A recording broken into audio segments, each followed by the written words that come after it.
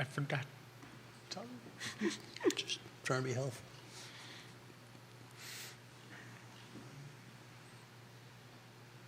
And Alex, the mics are hot.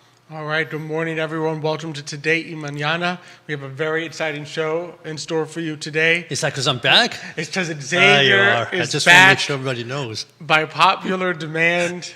I don't know He about is that. back. Well, I mean, let's put it this way. It wasn't because the other... Popular demand by one person. It wasn't me. because everyone else on the show wanted you back. It was because the audience said, we liked it, Xavier. We want him back.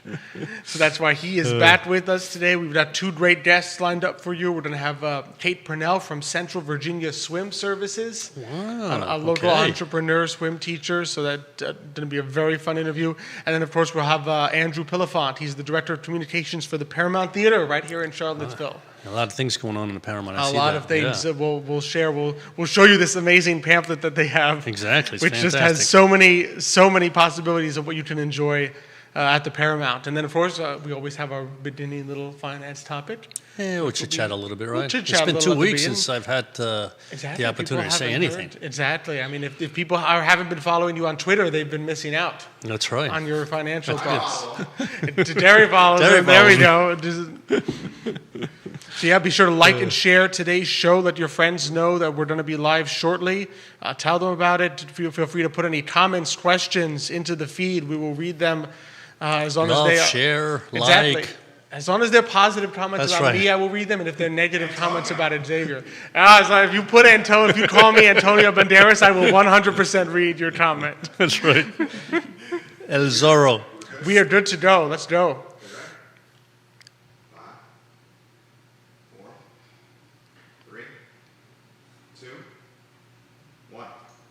Good morning, everyone, and welcome to Today y Mañana. I'm Alex. This is Xavier. We're very excited to have you joining us this morning. It's a very beautiful morning it's a here gorgeous in morning, Charlottesville. yeah. It's a beautiful morning to just sit down. Beautiful guest, beautiful morning. Exactly. Can't get better than that. Fantastic people that we have on with us today. We're going to be joined in the show very soon by Kate Purnell of Central Virginia Swim Services, followed by Andrew Pillifant, the Director of Communications for the Paramount Theater of Charlottesville. So a jam-packed show. It is. A lot to talk about, a lot to cover. On the show with us today. As always, of course, we are presented by Emergent Financial Services. We are powered by Vitae Spirits here in Charlottesville, right down here in the downtown mall, the Water Street side. Yeah. Don't forget to go stop by Vitae Spirits. I come in and I see the picture and you see all these drinks and it's like, I need kind of one. wish it was like a 5 o'clock show. Absolutely. Instead of a 10:15 show. Even 4:30 would be okay. Oh, even 4:30 would do it. And we are also powered by GBS Financial Services, just a great resource for accounting.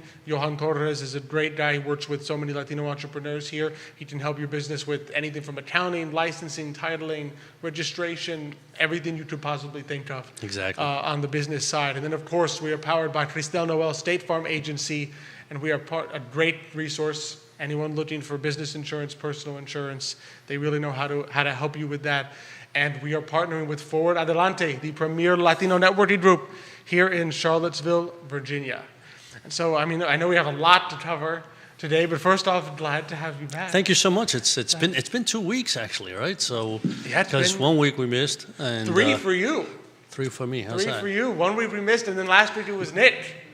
Well, okay. So I meant I missed 2 weeks. It's been missed 3 weeks. It's been 3 weeks since people have seen you. Yeah. And so, what have you been looking at financially speaking? Well, it's so sometimes it's not what you look at; it's what you stop thinking about, right? So, this past weekend, I decided I wasn't going to read anything. I was just, I'm not going to do anything because you're always. I mean, every day we read, every day we're looking at articles that come to us and difference of opinions, which is fantastic, right? Because that's what you need.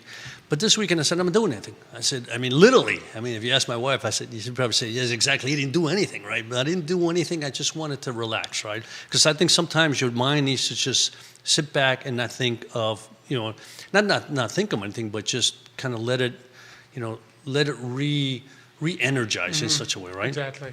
And the one thing that kept coming to my mind was everything you read about today, everything you hear about today is inflation here, inflation there, and without any doubt, inflation has an enormous impact on the consumer, right? and in different ways, especially at the beginning, right? The consumer was really being challenged. I mean, oil prices go through the roof, gasoline prices go through the roof, food prices are going through the roof, right? So the consumer is finally able to come out of their shelter, right? And they go out and it's like, holy cow. I mean, at this point, I mean, everything that I am buying is 2, 3, 4 times the price it was, right? So I can understand their angst, right? And their nervousness about how long is this going to go on, right?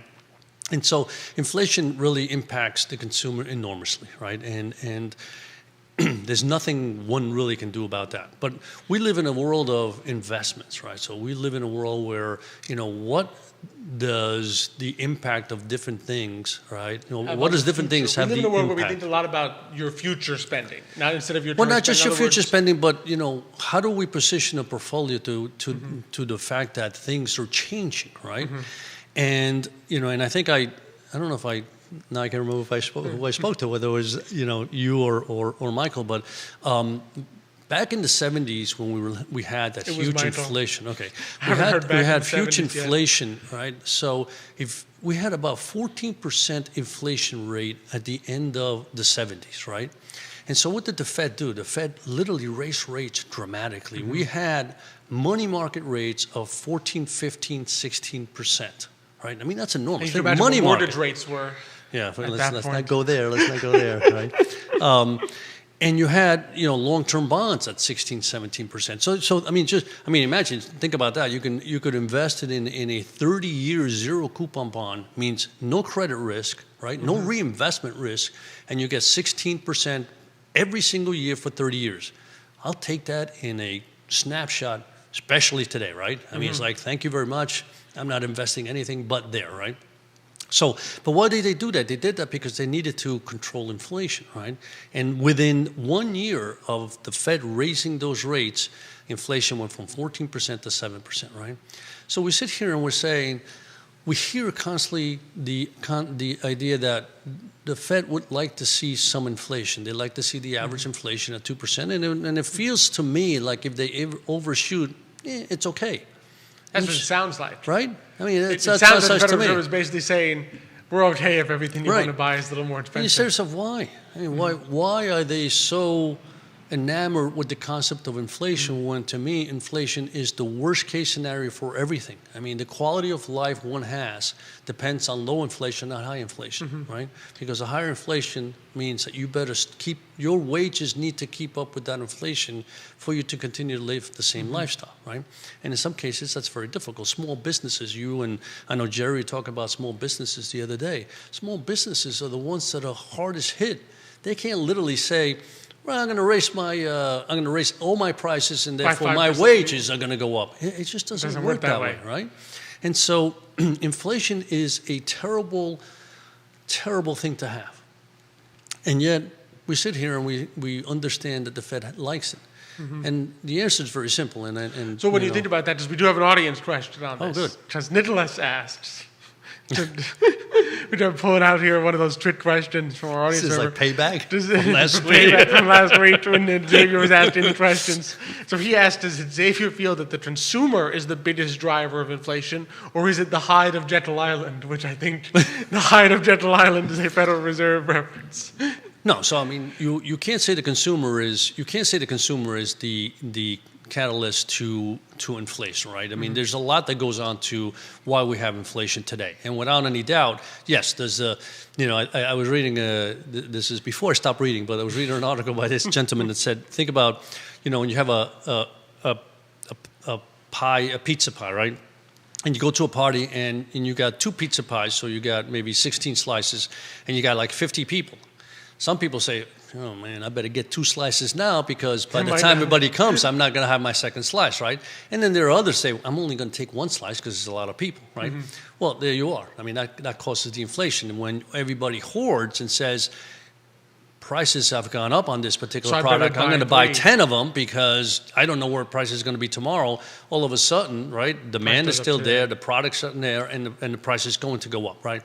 So yes, the consumer has something to do with that. But again, there's a lot that goes on to inflation than just one item, whether it be the consumer. And in this case, you're saying the Federal Reserve has a lot to do No, with what I'm saying is that the Federal Reserve seems happy about it, right? Yeah.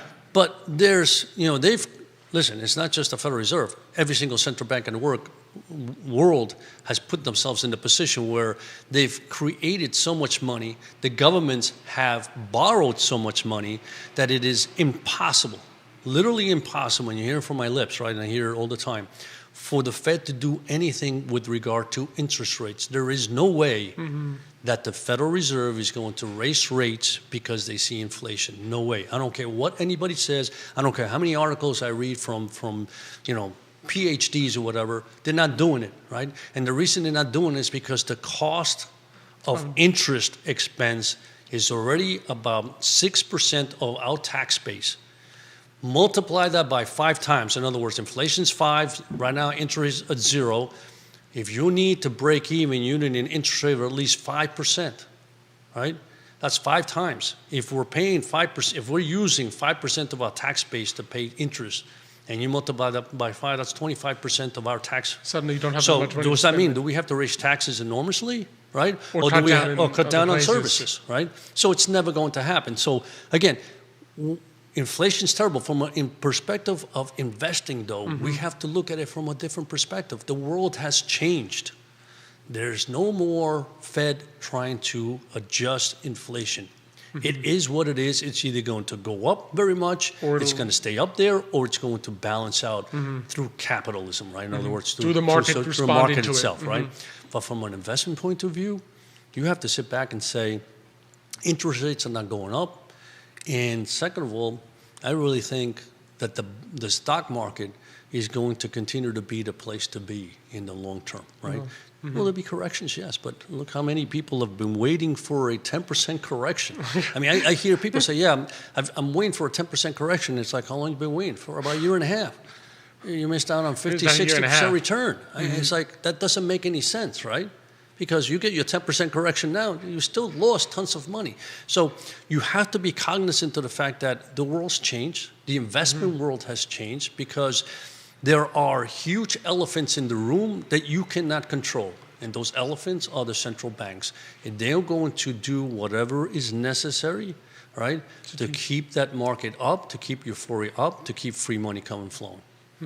So it's almost like it's recognizing as an investor what you kind of have to do is recognize that the rules of the game have changed. It's like if you're playing Monopoly and you have a certain set of rules, and then halfway through the game, somebody says the rules have changed. That's exactly right. You can now buy this house for for double the price that it was before. You can either sit there and say, well, I'm still going to play by the old rules. I don't care that the rules have changed. I'm going to pretend like the old rules are there. Then you'll lose the game. Exactly. Because everybody else is going to play by the new rules. Yes. Right, if you change the rules that every time you pass go, you collect $1,000, and you're still saying, no, I only want 200 when I pass go. Everybody else is going to beat you in the game. That's right. Because the rules have changed. That's exactly you're right. playing by the old rules. So you have to be able to look and say, yes, under the old rules, you would expect the Federal Reserve to raise rates. You would expect maybe a 10% stock market correction. You would expect some kind of decline temporarily while that happens, right? You would expect other rates to respond to that, maybe mortgage rates to go higher, maybe home buying to be partially impacted by this. You would expect a lot of things under the old regime, but once you have the new rules, you can't sit there anymore and say, I just did it myself and hit the mic, speaking of it in the mic. You can't sit there anymore and say, I have to invest this way, but this is the way things have previously been done. You have to sit there and say, going forward, I might not agree with the new rules. I might think it was better when you just selected 200 when you passed go, right? But I have to play by them. That's right. Otherwise, I'm just hurting from the perspective as an investment advisor, you'd be hurting your clients. But even as a general investor, you'd be hurting yourself. Exactly. You'd be cutting off your nose to spite your face. Yeah, you have to decide not whether to be investor or not. You have to decide where to invest, and that's the key, right? You have to decide, because things have changed, and you mentioned mortgage rates. Mortgage rates literally, I read today that the 15-year and the 30-year mortgage rate continues to fall, right? I mean, it's a home buyer's paradise from the perspective of interest rates, right? Granted, what happens? Prices go up on housing because now everybody wants to buy a house because interest rates are so low. So it's a balance, but from a perspective of borrowing money from bank and you're paying, 2 3/4 to 2.5%. I mean, that's thank you very much. I mean, I will take that. Yeah, I'll take that any day. The expectation would be that you can certainly make a lot more than that in the marketplace, right? So you don't want to, well, everybody does what they want, but you just don't want to pay off your house immediately, right? You say, give me that money, thank you very much, and I'll let my money grow over there. Something right? more than 2 1/4. I think Jerry was smart. I knew it. I didn't really want to go there. But. I'm having flashbacks to the round table with Keith Smith on Real Talk.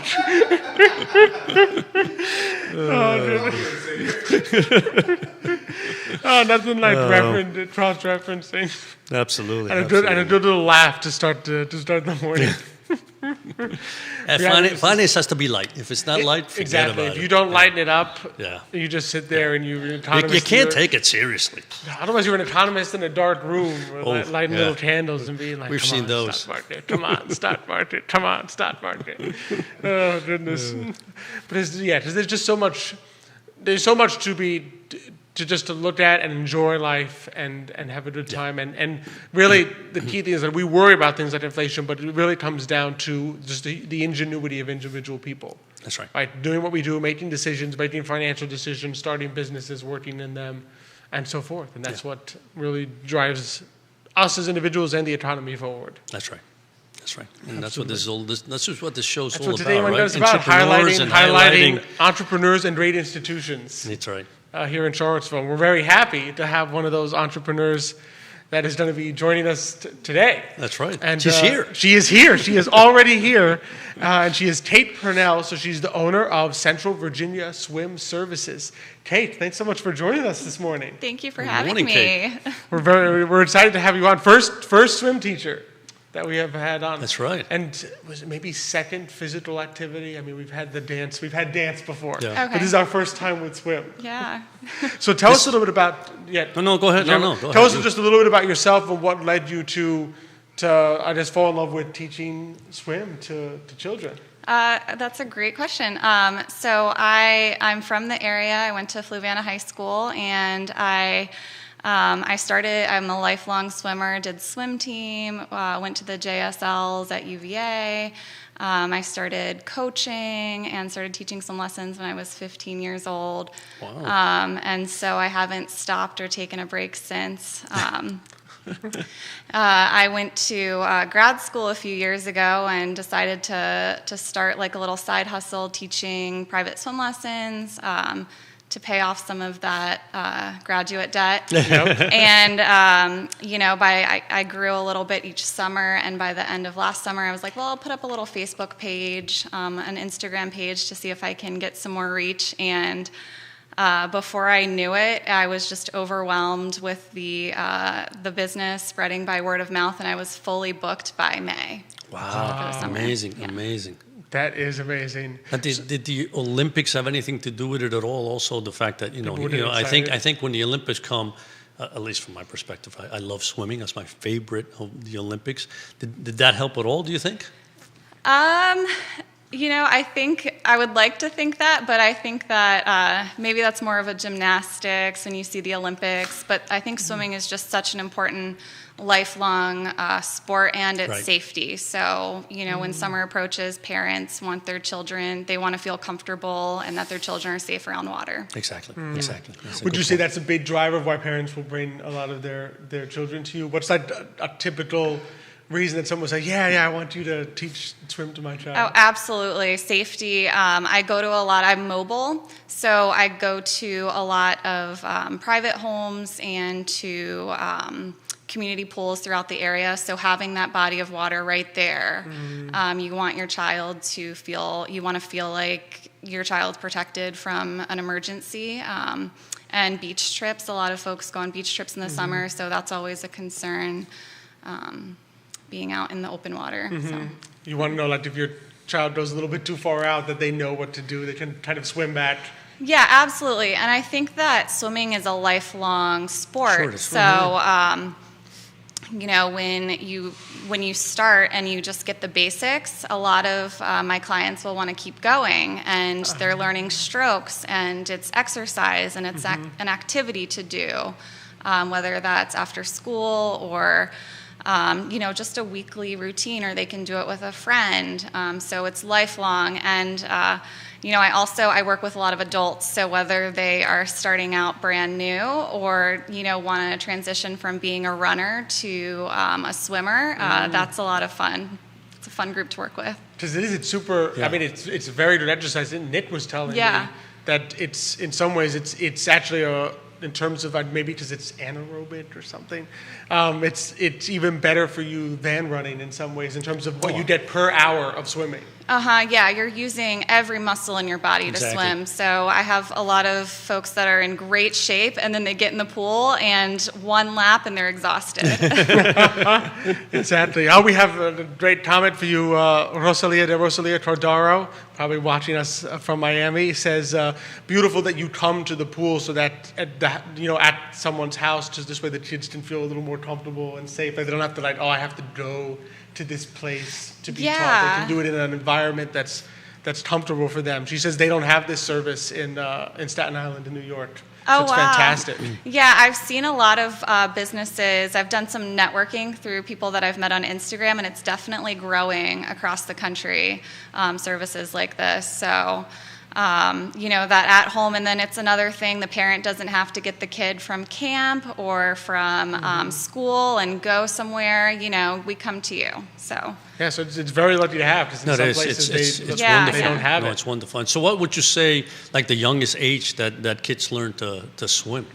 That's a really good question. So a few things that I look at when teaching swim is age, personality, and pool time. So the single best thing that you can do to get your child or yourself ready to swim is just spending time in the pool, whether it's play or lessons. So I emphasize practice between lessons, and that gets kids through lessons a lot quicker. Because when the kids are in the pool, if they're with their peers or their parent, and they're just spending time, they'll start trying things, they'll feel more comfortable. New swimmers, sometimes, with little ones, new instructors, so this is a new person, you're in a pool, you can't touch the bottom, it's not a good time. So I'll encourage parents to kind of ease in, make it fun, and then come back when they're having fun. And so it's also building that trust with the kids as well. And what's the first thing that you teach when you're teaching like a little... A total newcomer. Yeah, a newcomer. So definitely holding your breath, getting the face underwater, that's a big one. Yeah, that's true. That's true. And not all kids like that. So if they're just the stubborn, strong-willed, I am not putting my face in, we'll work on floating. Kicking is also really important, so having that strong kick and good body position to get to the side of the pool or to the stairs, that's important. So. I remember that. Kid that was not good with putting my. I was the nose holder. Believe it or not, me either. So I had to learn to swim. I don't know if any of you remember the McIntyre pool, where the skate park is now, and I had to touch the bottom at all times, and I would not put my face in. I refused. So I was come a long way. Yeah, I was a late bloomer for sure, but now I love the water. That is awesome. That's awesome. Yeah. So where do you see yourself going? Does that mean, so you teach smaller kids, you teach adults. Where did you sort of see, now that you've transitioned from or you've seen how much your business has grown from a little side hustle, where could you possibly see yourself in a couple of years? Did you envision it growing larger? Yeah, absolutely. So I started as a sole proprietorship, and I just formed an LLC. And I have, I'm renting lane space, so we're going to have year-round swim lessons. It's going to start small, and then I'm hoping to grow that, find some more locations. I've got some ideas. I just need to put some feelers out there. Would love to grow throughout the area. Hire and train more high-quality instructors. I think that's something that the area is really missing. We have a lot of gyms and fitness centers that have learn-to-swim programs, but we don't have any exclusive learn-to-swim programs in the area. And you see that in a lot of other cities and towns throughout the country. Oh, absolutely, absolutely. Yet Rosalia Trodor, she's still commenting. Thank you for watching us, Leah, that she's even looking for it in Miami, that they don't have it there. It's so difficult to find. Yes, I follow on Instagram a woman, I think she owns Splash Magic Miami, and I love her page, so look out for that one. Splash Magic Miami. I mean, she's just fabulous, the things that she does. That's now, also do you teach adults also? I mean, are there any adults that come and say, I don't know how to swim, or I know how to swim, but I want to, yes, learn I better would say techniques? that's about a quarter of the requests that I get. And more recently, so I started teaching adults when I was a student at VCU. We would teach a lot of students there, and I just fell in love with it.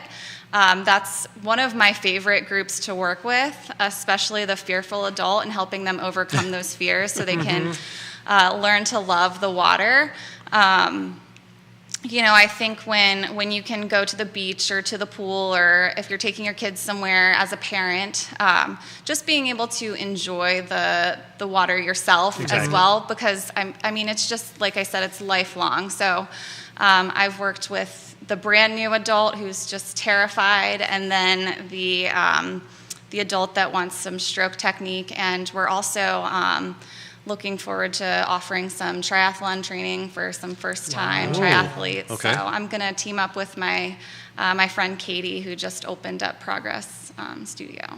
Wow, that would be neat if you wanted to. That's a whole different story. Yeah, hopefully by January 2022. Yeah.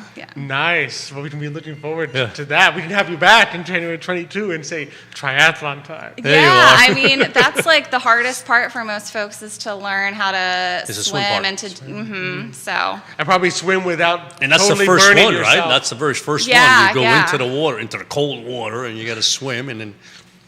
Yeah, exactly. And then just to come out of that and not be so winded that you're like, okay, my triathlon is done. So I guess technique is important. So looking forward to that. That'll be a lot of fun. That is really neat. Are there any? So I'm always curious with people who take like a passion as you did and then turn it into a business.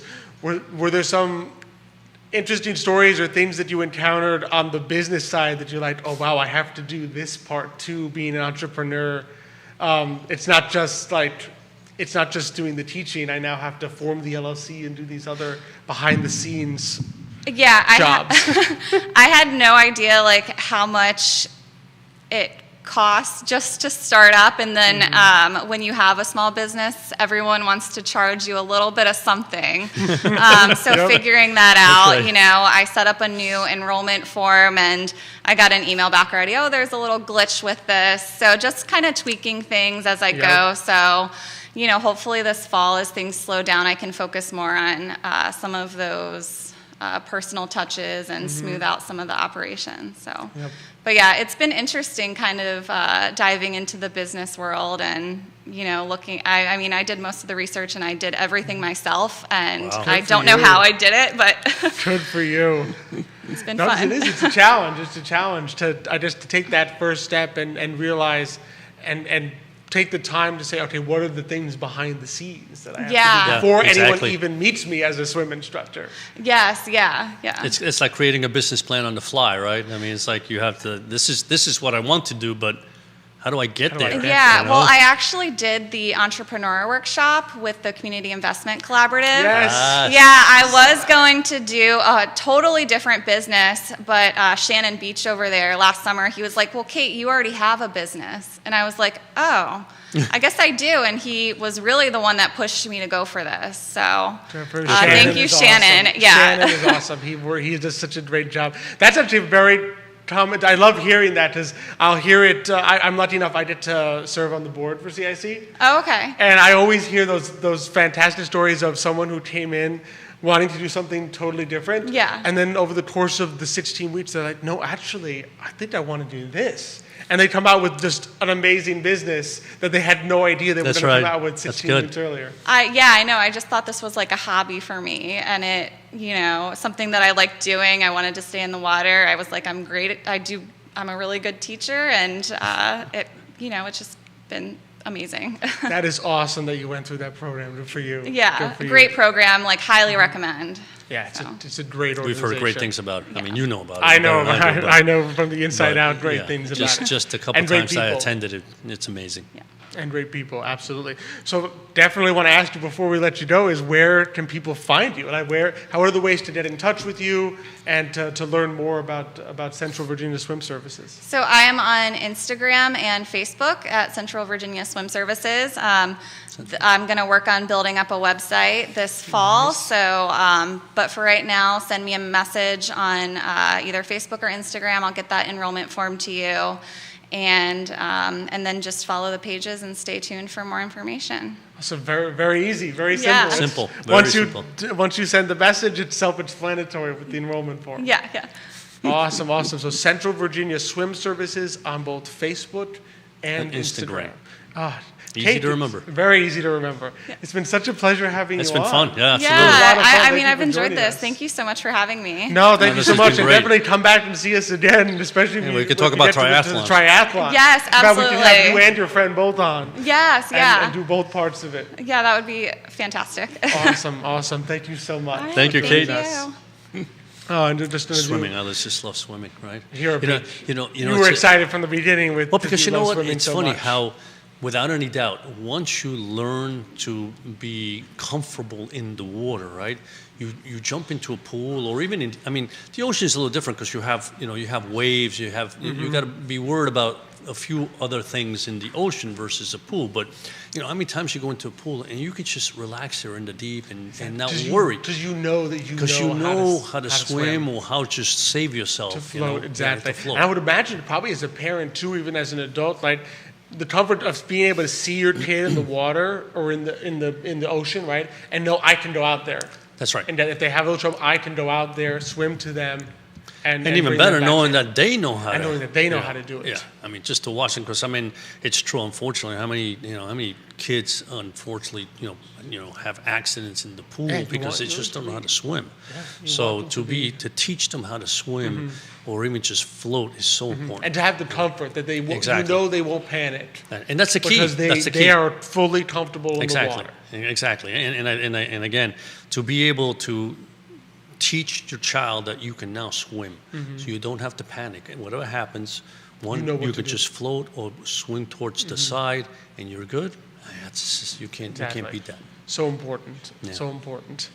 Yeah. So we're gonna do a little transition here from one great new entrepreneur organization here to another more long-standing but equally wonderful organization that we have here in Charlottesville. We're really excited to welcome Andy Pilifant.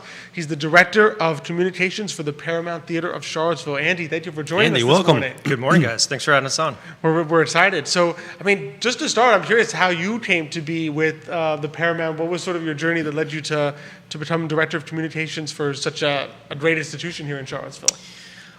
I've been a patron and a guest at the Paramount for a long time. I've been in town for 16 years, and I've seen a lot of events there. And I've only been at the Paramount for 4 months. I started in May. So nice. I was looking to make a transition with what I was doing with my career, and saw the opening and, kind of in a very old-fashioned way, applied for it and went through the motions. And here I am now. It was great. I always love the patron to working with organization story, because it just shows that how much of a reach they have, that people are so dedicated to it and appreciate what they offer so much. And it's not like any other type of venue, especially in town. I'm a big movie guy, so seeing a movie at the Paramount is a completely different experience, and that kind of experience is something that really kind of resonated with me. And to think that one of my favorite movies came out in the 60s, and so I wasn't alive to see it in the theater. And so one of the great things about the Paramount is kind of refreshing and bringing back classic movies or older movies or cult classics. And so being able to kind of go in this kind of grand establishment to see it is really kind of I feel like kind of a time machine kind of experience. And that's what the Paramount does to you, right? It kind of brings you feel like transports you back in time, right? It feels great to go in there.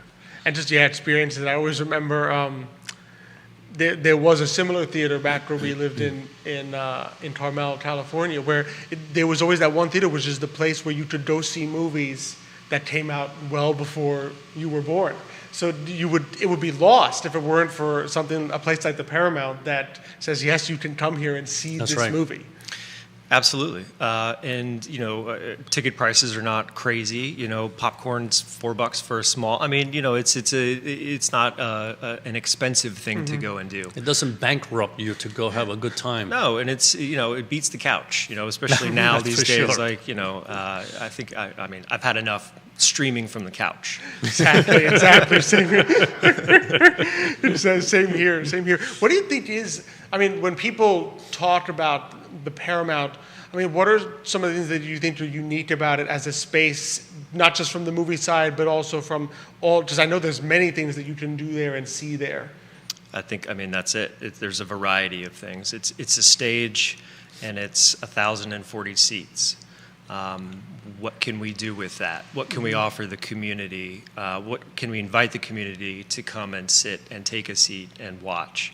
So it's movies, it's live performance, it's streaming operas, from the Met, National Theater performances.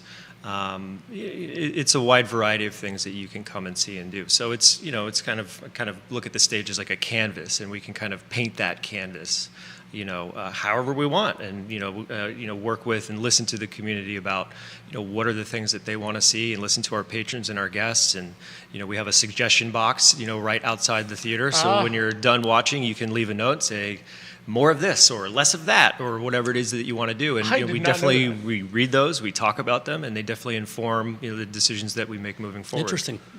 That is interesting. I remember the symphony. Remember we went to listen to the symphony. Pops at the Paramount. Yeah, that the Charlottesville Symphony did. Exactly. Was it Williams? First it was Star Wars, which was right. a lot of fun.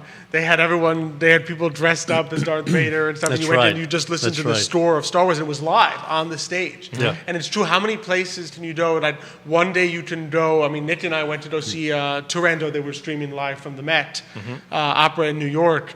And how many places could you go one day, see opera live streamed to you on a stage, and then go back another day and see an actual live symphony on that same stage? That's right.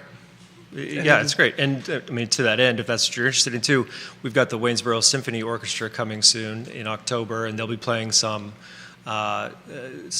film scores to include Star Wars and Star Trek and Close Encounters of the Third Kind. Okay. And I know you had David on from Charlottesville Chamber Music Festival a couple weeks ago, and so those shows just wrapped up, and those were really, really great too. That's awesome. I'm glad it was a success. And I know one of the things, Paramount is unique, obviously, in terms of the beauty of the space and what you can do there. But it's also kind of unique in that it's a nonprofit organization, which I know for a long while I did not know that. So could you maybe tell us a little bit about how that impacts the mission and the way that the Paramount is run, because it's not a for-profit institution? So a couple of things about that. The theater will be 90 years old in November. Wow. And there's a couple kind of milestone dates that I think are kind of important and kind of lead up to why it's a nonprofit today. So it opened in 1931. The first movie that was screened there was a movie called Touchdown. It was a football film, and I believe that was chosen because one of the stars in it is a local Charlottesvillian. Okay. And for over 40 years, it really thrived as a movie place, and also had opportunities to do fashion shows and war bond drives and some live music and stuff. And in '74, it closed. And then in 1992, so 22 years later. Wow. I didn't know that. And so I don't know exactly what it did in that period of time, but I think, it was just kind of there, right? But in 92, it was purchased and then, started as a nonprofit. And then from, 92 to 2000, I don't know what the dates are exactly. Again, 4 months. 4 months, that's right. But it took about 12 years to kind of build the theater back up, both in terms of restoration, raising money, getting it ready. And so since then, it's operated as a nonprofit. Now, the mission, which we have on the back of the playbill that I brought. Yeah, so educating, enchanting, enriching, and enlightening Charlottesville since 1931. So that is really kind of the core of the mission, through the power of the performing arts. And it definitely, we are a mission-minded organization. We see ourselves as a service to an extension of the community, and we invite the community to perform, to participate, to sit in the audience. Yeah, which I think part of the unique thing, the great relationship that, because of that, the Paramount has with the community. I mean, Jerry mentioned that there's UVA Sports. That's right. Can also be watched there. I remember, I'm pretty sure the national championship game, they also have been there when we won the national championship. Just all these ways in which you can interact with there, and it feels like part of the community, not just like a movie theater chain, that there's 1,000 locations exactly. out there. Yeah, when UVA Sports is doing really, really well, we put that on the big screen and we make it a free event for the community to come and see. Same for World Cup soccer. Yep. Anything. I remember the World Cup soccer Yeah, as well. Exactly, yeah. Absolutely. So tell us a little bit, since we've got the playbill here. Tell us a little bit about things that are coming up that you're excited about, or that are some really big news. I mean, there's so much going on, it looks like. Sure. I mean, we have about 3 hours that we can go through all this. And you'll see that kind of variety shine through. But one thing is the Manhattan Short Film Festival, and I'm holding that up. I hope you can see what that looks like. But this is a short film festival started in 1996 in Manhattan, as the name would suggest. Okay. And if you flip on the back, you'll see it's all shorts. I think the longest one is just under 20 minutes, and there's 10 finalists in the film festival. And I mean, hundreds and hundreds and hundreds of short films are submitted to the festival. And then everyone who comes to watch the films in the film festival, which is spread out over 400 venues across the world, get to vote on their favorite film and their favorite actor. So when you look at the list, you'll see there are films being presented from the U.S., from Norway, from Italy, from the U.K., Afghanistan, France, Northern Ireland, Canada. So there's a real diverse collection of films and voices and perspectives that come through in these shorts. And then you think about all the voting, and there's what you're watching, and then the voice you have in kind of casting that vote. So there's kind of a diversity element on kind of both sides of that. Yeah, and interactiveness. You have a say. Your voice, your vote, definitely. So you matters. get to watch any one of these and vote on it? You watch all of them. Oh, you watch them all? Yeah, you watch them all, and then you get to vote. Oh, that's pretty neat. So it is pretty cool, and because it's short films, this is upcoming and emerging filmmakers and thinkers and storytellers, and then whoever wins the Manhattan Short Film Festival is automatically in contention to receive an Oscar nomination. So it's a real jumping off point for some of these filmmakers too. Yeah, and so since they're on the newer side, I mean, you could be going and seeing some of the earliest films of future directors and filmmakers that will go on to win Academy Awards in the future. Sure. And then seeing them early on. And as a medium, short films are really, really interesting because you kind of have to pack a story in a short amount of time. So how do you do that? And what you see with these kinds of films is that it's all done differently. Yeah. It's got to be interesting. It's like a short story versus a novel, like a short right? story, I mean, which you really have so many more techniques that you can use because you have that restriction of saying, I have to do this, and I don't think any of these is longer than 20 minutes. 19:15 is the longest one, Yeah.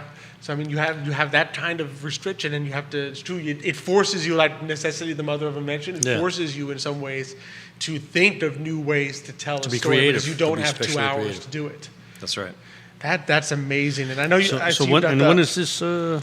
It's October 2nd. That's a Saturday. Okay. October 2nd. So yeah, that's a fun one. And I see you've got also some Metropolitan. Opera coming up. We have just recently announced the upcoming season. So we've got 10 performances that we'll be streaming, and an additional one in December, kind of around Christmas time, of the Magic Flute. And I should say too, all of these are available in the box office at the Paramount. So anytime you're walking by and you see the marquee and you see that the box office is open, please come on in and grab some materials and take them with you and think you'll have it as a resource. And the opera is always a great experience because, and I think it's partly because of the beauty of the Paramount inside. It kind of does feel like you're going to see a real opera. Like if you just went to watch it in a movie theater, you'd really feel like it's kind of like I'm watching a movie version of an opera. But because even though it's on a screen, it's projected. But there's a stage there. Exactly, and so there's a stage there, and of course already. the sides kind of look like an opera house. That's right. In a sense. So you do very much. I remember when Nick and I went, there would be like more elderly people who would dress up. They were really dressed like they were going to the opera. So you get a great atmosphere right here as though you were going to the Met. It's the next best thing. Mm-hmm. It is. And the commute is a lot shorter. Absolutely. That's for sure. So you don't have to get on the Amtrak. And the traffic's a lot easier. And it's accessible. And that's another kind of part about the Paramount, too, is that we make these kinds of experiences accessible and kind of tying back into the nonprofit aspect to it. We really prioritize ticket prices as well. And, part of that, goes into what we're able to offer and how we work with people to come. And, we definitely let them know, like, this is about, access and experience more than it is about, profiting from it. Yeah. Exactly. I remember when we had David on for Chamber Music Festival. I mean, you're talking $25. That's right. $19 ticket. I mean, it's just so reasonable. Yes. To be able to see live music in a beautiful space at that price. And the level of talent that he was describing, bringing. I mean, these are world-class musicians. Pretty incredible. Yeah. It is incredible. What are some of the other live things that people want to look forward to at the Paramount? So kind of more near term next weekend, we've got Amy Grant coming to the stage. She's a legend. I mean, her first album came out in 1977. And she is kind of a genre hopping kind of performer. So we expect a good crowd to come out to see her. A lot of excited fans have been, waiting for her to come back. And then on next Sunday, we've got Paula Poundstone, who's a comedian. She's on Wait, Wait, Don't Tell Me, which I'm a fan of. I'm sure there's a lot of other listeners here that are a fan of that as well. And then we've got Manhattan Short, which we talked about. And then kind of our cover model here is Leslie Odom Jr., who will be coming and doing a Christmas show. In December, and he really kind of got his big break on this little Broadway play called Hamilton, which kind of took off a little bit. So we're really excited to have him come too. That is pretty neat to have, and just amazing again. Like that's a major star from a major Broadway show that you don't have to go all the way to New York City to see him. You can see him right here at the Paramount in Charlottesville. That's right. Just so much. And part of what I love is the variety, right? I mean, comedians. There's a little bit for everybody. Exactly. There's a little bit for everyone. Yeah, let's see. I'll just kind of thumb through a little bit. We got Bella Fleck coming, great banjo player, big following with him too. We've got Gregory Alan Isikoff and Patty Griffin. This show's actually sold out. This one sold incredibly well over the summer, and they'll be each performing their own sets. We've got MasterChef Live coming, so if you're a fan of the TV show, they kind of bring their production here on stage, and then they take that there. And so that's a big high energy performance. Could get kind of messy a little bit. I wonder how things smell in the theater. That's not something I've yet encountered too, but if there's cooking on stage, what happens in the theater when you've got, that kind of stuff happening? Add another sense. You get all the senses there. Exactly. We've got United Nations of Comedy Tour coming. This will be the 10th time that they've come. So that's Ty Cooper. Let's see. We got Tom Segura, another stand-up. He's coming in November. Fran Lebowitz, a kind of renowned New York wit and writer, is coming. She's always a lot of fun. We got a live podcast coming. Last podcast on the left. Robert Cray, Leslie Odom, and we're just announcing stuff all the time. This morning we just announced a trio of Halloween movies that are going to be at the Paramount at the end of the month. So we've got Candyman, we've got The Addams Family, and we've got the original Psycho from Alfred Hitchcock. Some classics. Some classics. Yeah. Oh, I like that. What's that Halloween movie, that famous one that's always shown in New York and in the Village? It's Rocky Horror? There you are. Yep, we've shown that a few times. Okay. Yeah, big hit. Lots of people come out for that. Yeah. For that one. I've Cult never classic. seen it, but I know it's. I mean, How about don't see it until we have it again, and then you can get the full experience. No, when he just, Rocky Horror Picture Show. Rocky Horror. That's a good one though Show. too. Yeah. Rocky Horror Picture Show. So man, you did your Halloween down at the Paramount. You did your Christmas. Absolutely, no, everything. There's so much to see. No, there's just so much variety, and that's a beauty. Because I mean, let's face it. I mean, you have the Met, you have things like that in New York, but the Met literally just shows two things. Yeah, it's just right? opera or and ballet, and that's ballet. it. Exactly. So here you have a situation where you can watch movies, you can watch comedy, you can watch chefs, duel it off or whatever they're going to do, right? I mean, it's just endless what you're seeing at the Paramount, and you can capture. I mean, everybody loves different things. You can just capture just about the whole community in the sense of this is what I like, I'm going. That's right. Yeah. Absolutely. You got some fans here. Nick says, love the Paramount and their relationship with local establishments like the Charlottesville Symphony, Opera, and Chamber Music Festival. That's right. Love it. Right. Some big fans. Yeah. Oh, well, so before we let you go, Andy, if people are interested in any of these shows, where's the best way that they can get tickets, find the Paramount, interact? Paramount.net, that's our website. That's got a full listing of all of our events coming up. Obviously, it's kind of hard to avoid noticing the Paramount when you're walking up and down the mall. So we've got the marquee, and we've got the box office window, and we've got the big Paramount blade. You can give us a call at 434-979-1333. That'll connect you to the box office. And again, like I mentioned earlier, if you're walking by and you want to, poke your head in and grab some materials that we've got there, feel free to do so, and that'll tell you a lot about what's coming up. So there you have it, the box office in the downtown mall. Can't miss it. Yeah, you can't miss it. Can't miss the Paramount, and then Paramount.net. That's correct. Actually, a couple of weeks ago, I was walking down the mall and past the Paramount. There's this young lady on a ladder changing the words, changing the letters. And I'm saying that's the old-fashioned way. It's not like just boom, You have a giant pole. Yeah, it's a bit of a workout. I would think so. Yeah, it's we think about that. How long is it going to take, and how many letters and characters can we cram in on there? And it's kind of a nice creative not problem, but concern to make sure we kind of maximize what that space looks like, and then putting it up. But I like that. I like that versus just the digital boom. Exactly. Changes. It has a good feel to it. I mean, again, it's the tradition, right? The you atmosphere. just bring that tradition to the whole Paramount, and the whole feel is so good. Classic. It is That's classic. It's a perfect word. Perfect word. Coca-Cola, classic Coke, nothing like. There you go.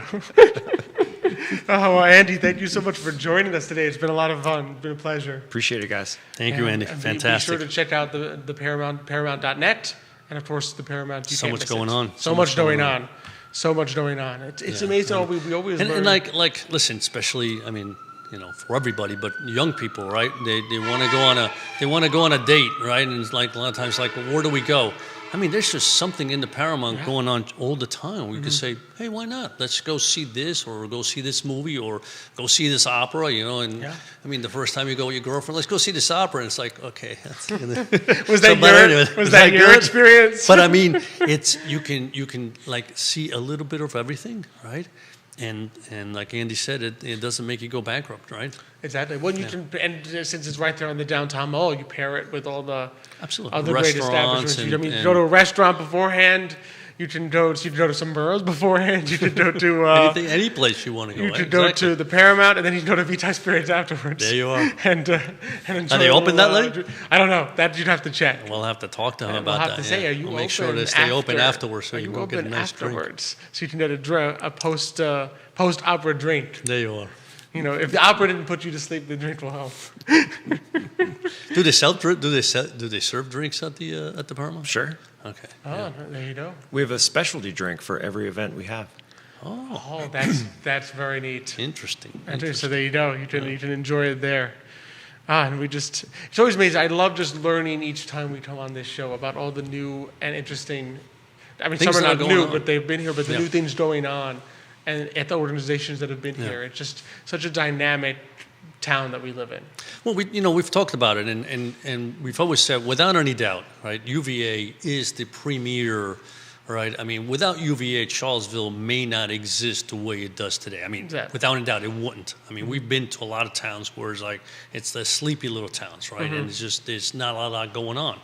UVA brings that, but at the same time, because of that, right, places like the Paramount can thrive, right?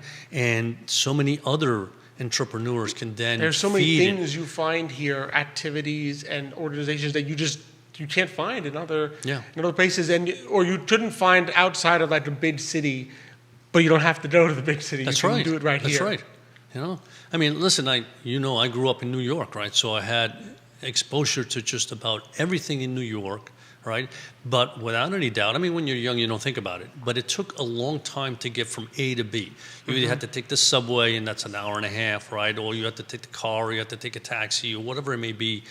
And it's a challenge. And you get to a point where it's like, I don't feel like doing that, then I'm not going, right? Exactly. Here, I've always said, everything's 10 minutes away, 15 minutes away. You are where you want to be. And two, there's no challenge, there's no traffic, there's parking everywhere, everything is accessible. It makes that evening even more enjoyable because you're not then it's like, oh, I'm going to be late, the traffic's terrible. I didn't know. Exactly. It's so easy to get around and the quality. Enjoy things of high quality. That's the quality is very good. Performances, shows of high quality. The quality is magnificent. It really is, you know. Absolutely. Yeah. As always, just love being on and meeting just amazing people doing great things. Sure. I mean, here in the community, we've got a couple more next week. Do we really? They're pretty. Here I am surprised. They're pretty exciting. Here you are acting. I didn't know. Well, sometimes you don't know the. No, I don't. Sometimes Xavier does not know the guest until I say who's on next week. Well, because Nick does a great job. He's got this thing filled out till who knows when, and I don't ask anymore. I just come, show up, and listen, I'm as excited as the guests. Exactly. So, all the audience, you're finding out at the same time as Xavier that next week we'll have Jill Myers from Women in Olive Oil, which it's women, I think, from numerous places that they produce olive oil. Whoa. Yeah, and it's run right here in Charlottesville. So Women in Olive Oil, and then also David Turbord. So he is the executive director of Anthology Senior Living. It's going to be a new, very interesting senior living facility here in Charlottesville. Do you need me for that? Well, I think our thinking for this show is imagine Xavier is ready to go into senior living, right? And we'll ask it as though he's interviewing. Thank you.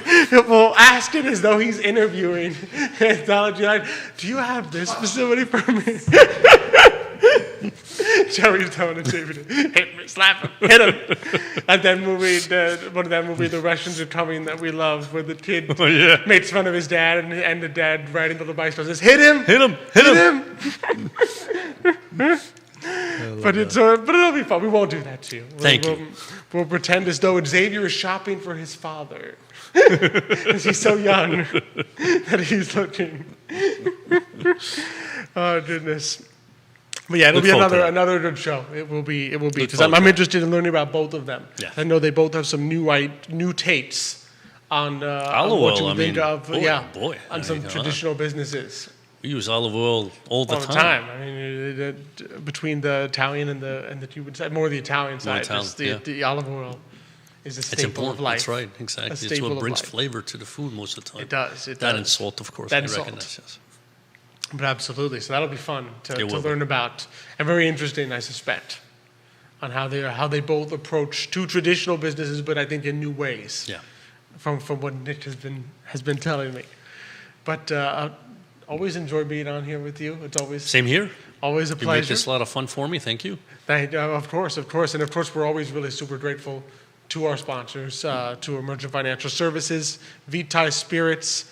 Christelle Noel State Farm Agency, GBS Financial Services. We appreciate you. Of course, we appreciate Forward Adelante, the premier Latino networking group here in Charlottesville, Virginia. I just love saying that. Now that I've learned how to say it correctly.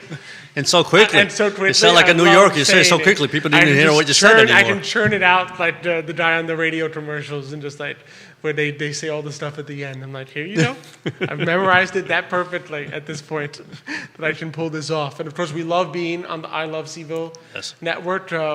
Normally we would say thank you, Judah, thank you, Jerry. But today it's thank you, Jerry, thank you, Jerry. And Jerry did a great job. I can see that he's doing a fabulous job. Masterminding behind the camera. He is. We looked halfway decent.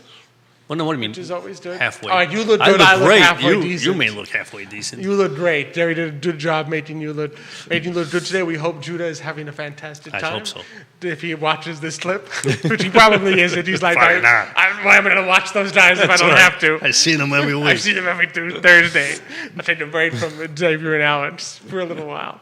But then, of course, we appreciate you, our audience, without whom there would be no show. So we just encourage you to like and share today's show. You can keep sending us comments, any questions, anything you wanted Xavier and I to cover next week. Be sure to let your friends know about the show. Share the clips that will be popping up on Instagram. You can always find us Today Mañana on Instagram, Today Mañana on Facebook, todaymañana.com. You can find all the shows. And so you can catch all the great entrepreneurs and organizations that we've interviewed. And so be sure to check them out. Be sure to like and share with your friends. And be sure to join us next week for another great show of Today Mañana. And until next week, when we see you all then, we will say, hasta mañana.